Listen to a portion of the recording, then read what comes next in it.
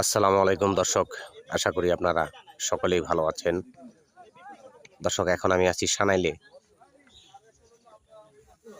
এই যে দেখতেছেন লোকজন,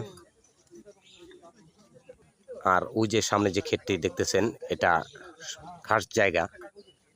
এখানে একটি খেলার মাঠ হবে ইনশাল্লাহ। মাঠের জন্য এই ভাই ব্রাদার তারা আসছেন। তো দর্শক, আমাদের দেশে 99% লোক প্রায় মাদকাসক্ত। এই মাদকের কারণে দেশে খুন খারাপি, মার্ডার, ধর্ষণ অনেক কিছুই হচ্ছে। তো এই যে ইয়ং জেনারেশন দেখতেছেন, এরা এখানে ফুটবল খেলার জন্য এই মাঠের একটা প্রস্তুতি নিচ্ছে। এই ভাইয়েরা তারা সবাই আসছেন ইনশাল্লাহ। তো এটা ভালো একটা উদ্যোগ। বর্তমান আমাদের দেশে খুবই ভয়ঙ্কর পরিস্থিতি হয়ে গেছে। প্রায় ছেলেপেলেরাই তারা মাদক আসক্ত হয়ে গেছে। তো এই জায়গায় যদি ভালো একটা মাঠ থাকে, এই ইয়ং জেনারেশন তারা ভালো খেলোয়াড় হিসাবে তৈরি হতে পারবে। আলহামদুলিল্লাহ। তো দর্শক, আমাদের সামনে আছে আমাদের সেই খুরশু ভাই। খুরশু ভাই, আসসালামু আলাইকুম। ওয়ালাইকুম আসসালাম। কেমন আছেন আপনি?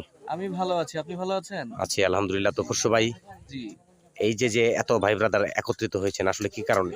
আসলে এইখানে আমি শুনতে পারলাম যে 176 ডেসিমাল ল্যান্ড গভর্নমেন্টের হচ্ছে ১ নাম্বার খতিয়ানভুক্ত। তার মানে হচ্ছে লোকাল ভাষায় যেটা বলে খাস।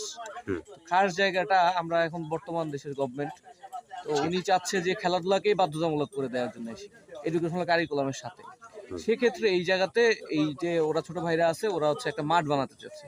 ঠিক আছে, তাহলে যে মাঠ যদি বানাতে চায়, যে আপাতত দেখলাম যে কেউ একজন লিজ এনে ধান আবাদ বলছে, করেছে। হ্যাঁ। যেহেতু আবাদ করেছে এই পর্যন্ত থাক, উনি কেটে নিক। এরপরে আমরা যেটা প্ল্যান করছি যে আমরা ফর্মালি একটা রিকোয়েস্ট লেটার লিখবো এসিল্যান্ড মহোদয়ের বরাবর বা ডিসি মহোদয়ের বরাবর, যে আমরা এখানে একটা মাঠ করতে চাচ্ছি। সেই ক্ষেত্রে আপনাদেরকে আমরা আর কাউকে লিজ না দেওয়ার জন্য বলতেছি। আর যদি তোমরা আসলে বলে যে গভর্নমেন্ট প্রপার্টি লিজ নিতেই হবে, সেক্ষেত্রে আমরা লিজ নিতেও প্রস্তুত আছি।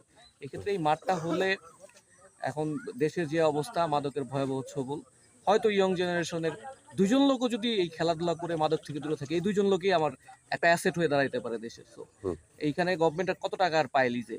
176 ডিসিমেল ল্যান্ডে 1 বছরে কত টাকাই আর পায়? তার চেয়ে দুইটা ছেলে যদি একটা দেশের মানব সম্পদ, হিউম্যান রিসোর্স তৈরি হয়, সেক্ষেত্রে এটা তো গভর্নমেন্টের জন্য এটাই বেটার। ইনভেস্টমেন্ট যদি এইভাবে ভাবা হয় যে এটা মাঠ করে গভর্নমেন্ট একটা ইনভেস্টমেন্ট করছে, সেটাও আসলে ধরা যায়।